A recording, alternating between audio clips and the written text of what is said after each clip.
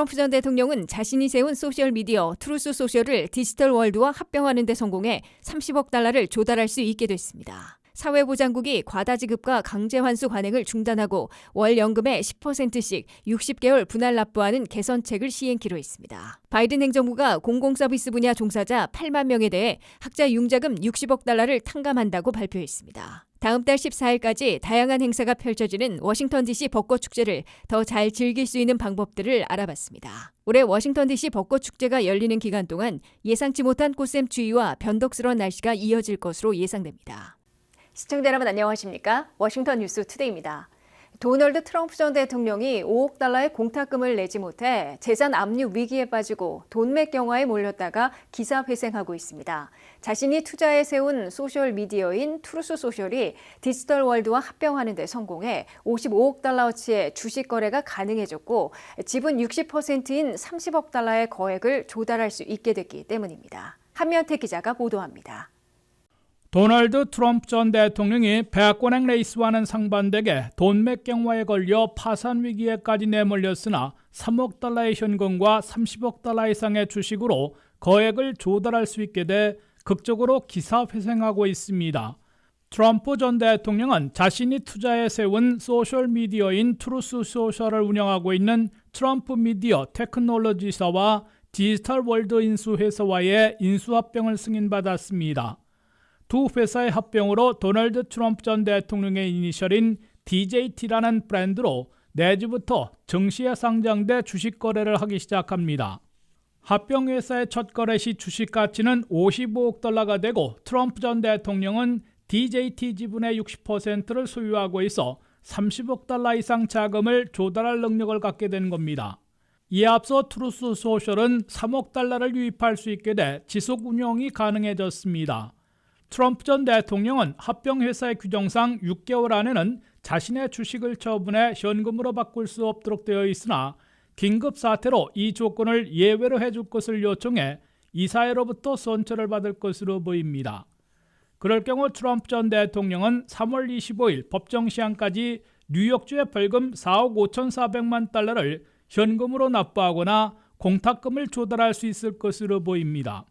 천문학적인 벌금에 대해 항소하는 데 5억 달러나 공탁해야 했으나 불가능을 선언한 트럼프 전 대통령은 뉴욕주의 재산 압류라는 치욕을 당하기 전에 회사 합병으로 위기를 넘겨 기사 회생하고 있다는 평을 듣고 있습니다.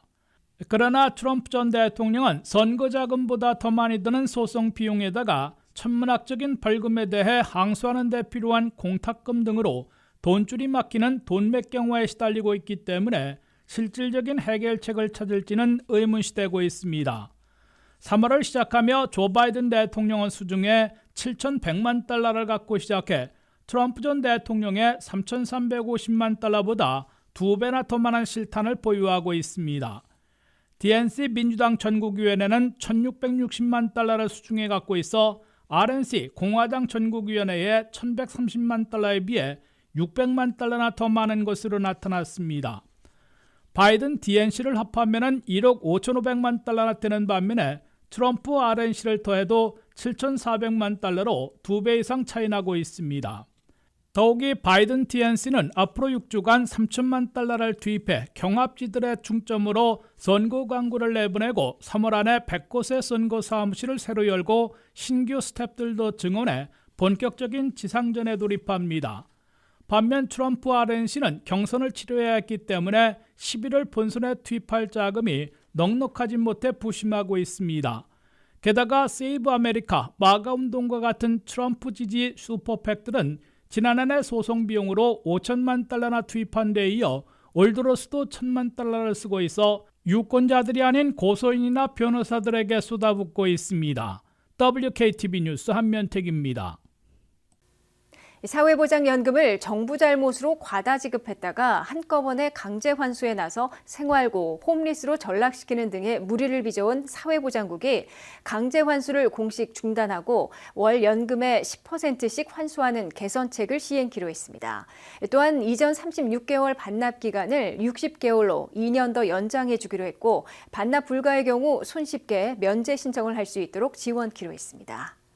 새 사회보장국장으로 취임한 마틴 오말리 전 메릴랜드 주지사가 공개 약속한 대로 한 해 200만 명에게 극심한 고통을 안겨준 사회보장연금의 과다 지급과 강제 환수 관행을 완전 중단하고 4가지 개선책을 마련해 즉각 시행에 착수했다고 밝혔습니다. 사회보장국은 정부 잘못으로 사회보장연금을 과다 지급한 후에 거액을 일시에 반납하라고 통보하고 납부하지 못하면 지급하고 있는 연금을 삭감해 보내거나 전면 동결시켜 재정난, 심지어 홈리스로 전락시켜 왔다는 원성을 들었습니다. 가장 힘없고 돈 없는 약자들이 한 해 200만 명이나 상상하지 못한 고통을 겪어왔습니다.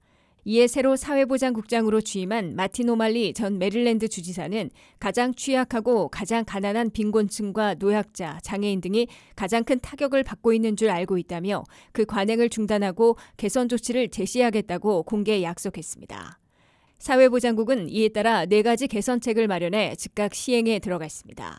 첫째, 과다 지급했다가 반납을 요구한 후 되갚지 못하면 사회보장연금의 100%를 동결해온 기존의 관행을 전면 중단하고 매달 제공하는 연금에서 10% 한도 안에서 환수하기로 했습니다.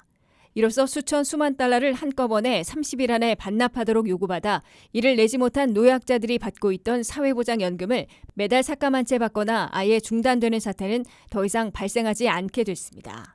둘째, 환수액을 상환하는 기간을 36개월 3년에서 60개월 5년으로 2년 더 연장했습니다.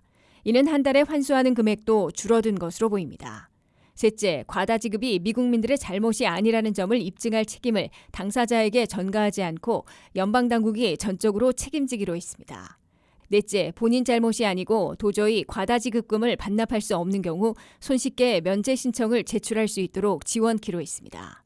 카이저 패밀리 재단이 소개한 사례를 보면 한 정신지체 장애인은 매달 1,065달러씩 장애인 연금을 받아 다 썼는데 한참 후에 사회보장국으로부터 잘못 지급된 것인 만큼 6만여 달러를 30일 이내에 반납하라는 통지를 받고 패닉에 빠졌습니다.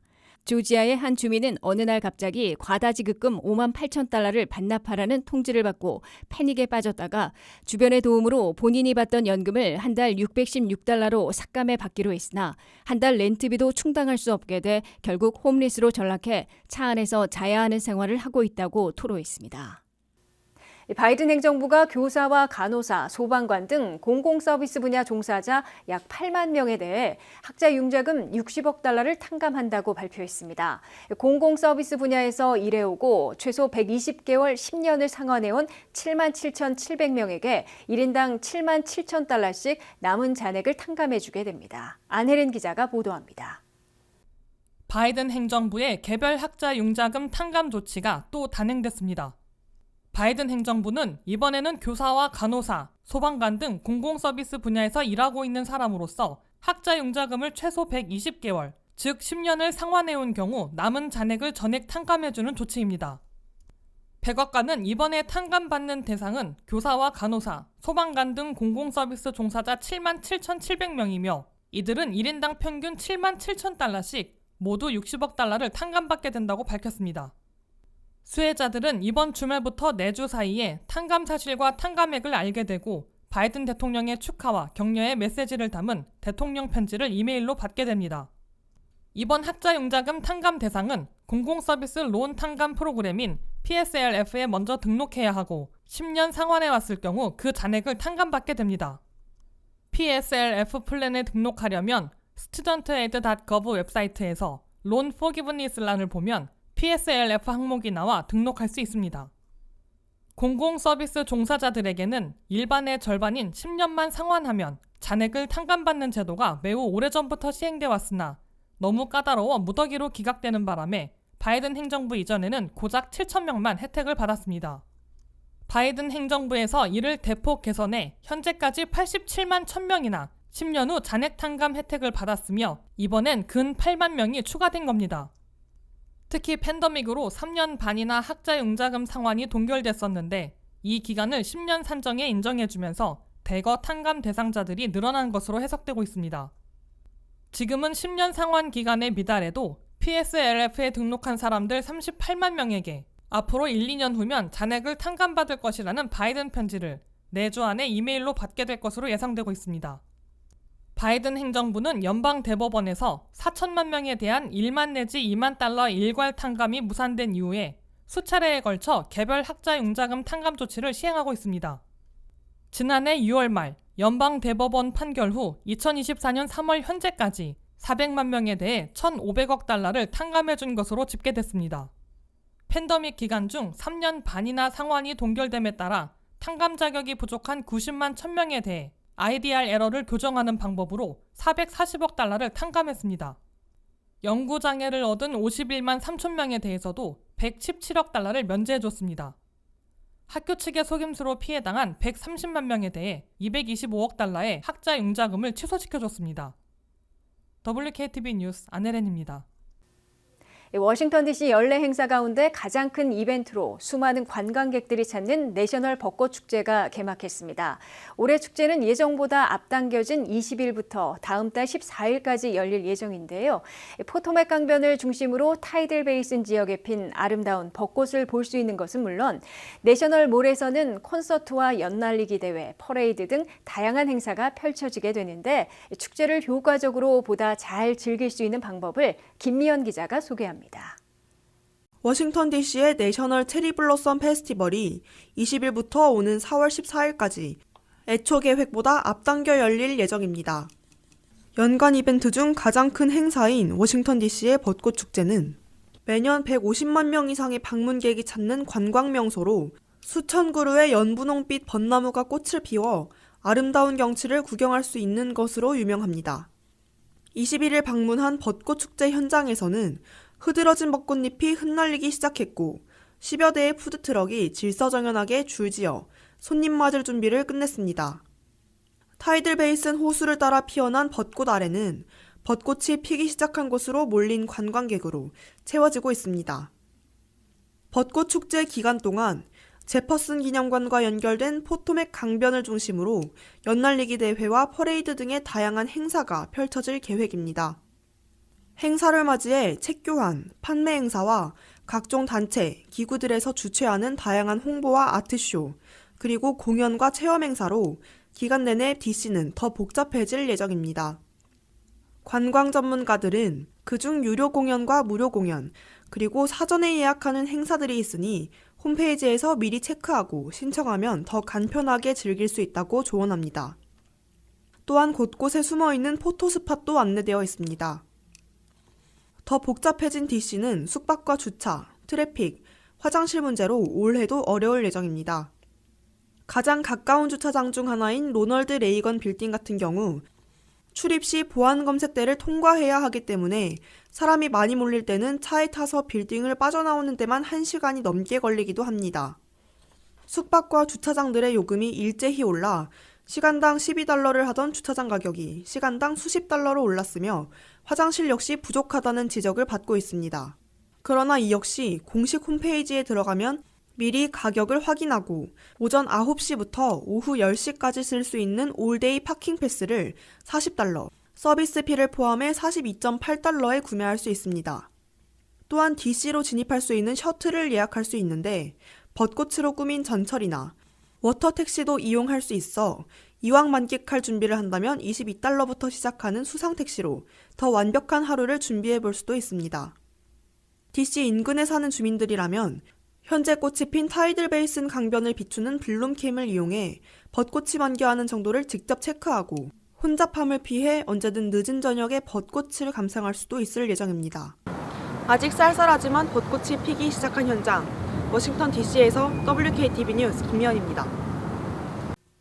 워싱턴 DC의 가장 아름다운 봄 풍경을 볼 수 있는 벚꽃 축제가 시작됐는데요. DC 당국은 3월 17일을 개화 절정 시기로 예상해 1990년 이후 가장 빠른 축제 일정을 발표했습니다. 하지만 아직도 개화가 덜 된 벚꽃나무들이 많다고 하는데요. 또한 오늘 밤 폭우가 쏟아지고 강풍이 불어 아직 덜 핀 꽃들이 다 떨어지지는 않을지, 계속되는 쌀쌀한 날씨 탓에 방문객들은 축제를 제대로 즐길 수 있을지 걱정하는 모습입니다. 류경화 기자가 보도합니다. 3월 20일부터 워싱턴에서는 수천 그루의 벚꽃나무가 도시의 웅장한 기념물 사이에 피어 광활한 풍경을 볼 수 있는 워싱턴 벚꽃 축제가 개최되었습니다. 워싱턴 DC의 대표적인 벚꽃 축제는 시작되었지만 모든 벚꽃나무에 꽃망울이 터지지는 않았습니다. 방문객들이 축제를 즐기기엔 무리가 있어 보입니다. 벚꽃이 피기 시작한 나무가 있는 반면 그늘진 곳에 있는 나무들은 앙상하게 비어 있습니다. 게다가 바람이 많이 부는 날씨 탓에 사람들은 패딩과 코트 등 옷을 껴입은 채 구경을 하고 있습니다. 이는 반팔 티셔츠와 치마, 반바지 등을 입은 작년 벚꽃 축제와는 대비되는 모습입니다. 벚꽃 축제를 보기 위해 버스를 대절해서 방문한 관광객들은 버스에서 내려 만개한 벚꽃나무 아래로 이동해야 했으며 사진을 찍은 후에도 쌀쌀한 날씨 탓에 서둘러 버스를 탔습니다. 미 국립공원 관리청은 날씨가 갑자기 따스해지자 개화 시기에 맞춰 축제를 20일부터 시작했으나 많은 우려가 쏟아져 나오고 있습니다. 이번 주는 다시 쌀쌀해져 아직 벚꽃 축제의 피크를 맞이하기엔 이른 것으로 보이며 아이들의 봄방학이 시작되어 다음 주부터가 피크라 기대되고 있지만 22일 밤부터 23일까지 비가 예보되어 벚꽃을 보기도 전에 다 떨어질 수 있다고 전문가들은 입을 모았습니다. 벚꽃 축제는 매년 150만 명 넘는 사람들을 맞이해 대목으로 꼽히고 있어 세계 관광객뿐만 아니라 지역 경제 활성화 효과로 DC 메트로 인근 상인들의 큰 기대를 받고 있습니다. 아직 꽃은 덜 피었지만 채우지 못한 관광객들의 빈자리는 다행히 소풍 온 아이들로 다소 채워졌습니다. 푸드트럭 상인들도 잔뜩 준비했으며 고객을 유치하는 외침으로 모처럼 활기를 띠고 입가에 미소가 띄었습니다. 소풍 온 아이들과 관광객들은 피자와 햄버거 등을 사 먹으며 햇볕에 앉아 대화를 나누거나 푸드트럭에서 나오는 음악에 춤을 추기도 했습니다. 한편 거센 바람에 아이스크림 가게 앞에는 사람이 없었고 장사를 포기하는 듯 돌아가는 푸드트럭도 있습니다. 그러나 워싱턴 DC에 만개하기 시작한 벚꽃은 이러한 어려움에도 불구하고 묘하게 들떠가는 시민들의 표정과 시작할 이벤트에 대한 기대감을 엿볼 수 있습니다. 올해 절정 시기는 3월 17일로 예년보다 2주나 빠르며 3월 15일에 절정을 기록한 1990년에 이어 역대 두 번째로 이릅니다. 기후변화로 3월 평균 기온이 지속적으로 상승하면서 벚꽃 절정 시기의 평균은 4월 4일이었으나 3월 30일로 짧아졌습니다. 미국뿐만 아니라 한국에서도 극심한 기후온난화를 겪고 있어 올봄 벚꽃이 예년보다 빨리 필 것으로 전망해 나란히 이른 시기에 축제 일정을 잡았지만 예상치 못한 꽃샘추위 등으로 고난을 겪을 수도 있을 것으로 보입니다. 아직은 쌀쌀하지만 벚꽃 축제 덕에 활기를 되찾은 워싱턴 DC에서 WKTV 뉴스 유영아입니다. 이상으로 워싱턴 뉴스투데이를 마치겠습니다. 시청해주신 여러분 고맙습니다.